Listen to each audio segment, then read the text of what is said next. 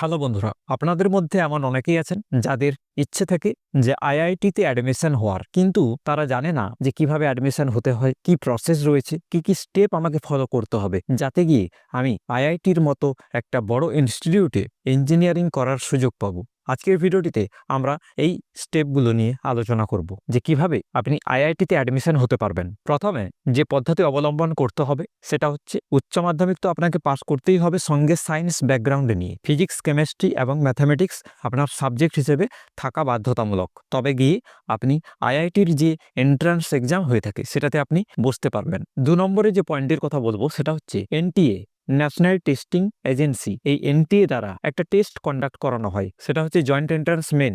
এই joint entrance main এক্সামটিতে আপনাকে qualify করতে হবে।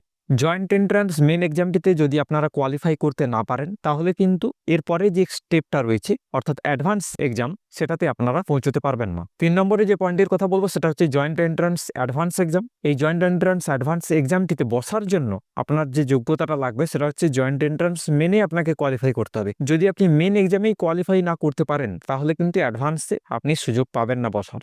এই অ্যাডভান্স এক্সামটিই হচ্ছে আইআইটিতে অ্যাডমিশন নেওয়ার একদম ফাইনাল স্টেপ। এখানে যত র্যাঙ্ক আপনার ভালো হবে তত ভালো কলেজে, ভালো ইনস্টিটিউটে আপনি সুযোগ পাবেন অ্যাডমিশনের। টপ র্যাঙ্কিং যে আইআইটিগুলো রয়েছে সেখানে আপনি তখনই যেতে পারবেন যদি আপনার অ্যাডভান্সে র্যাঙ্ক ভালো থাকে। এরপরে চলে আসি কাউন্সেলিং এবং সিট অ্যালটমেন্ট। যখনই আপনারা জয়েন্ট অ্যাডভান্সে পাস করে যাবেন এরপরেই শুরু হবে কাউন্সেলিং প্রক্রিয়া। র্যাঙ্ক অনুযায়ী আপনি যেভাবে র্যাঙ্ক করবেন সেই অনুযায়ী আপনি কিন্তু আইআইটি পাবেন। এবং শুধু তাই নয়, এখানে আপনি সিলেক্ট করতে পারবেন যে আপনি কোন ব্রাঞ্চে যেতে চান। আপনি সিভিলে যেতে চান, নাকি মেকানিক্যালে যেতে চান, নাকি কম্পিউটার সায়েন্সে যেতে চান, নাকি আর্টিফিশিয়াল ইন্টেলিজেন্সে যেতে চান, এটা আপনি এখানেই সিলেক্ট করার সুযোগ পাবেন।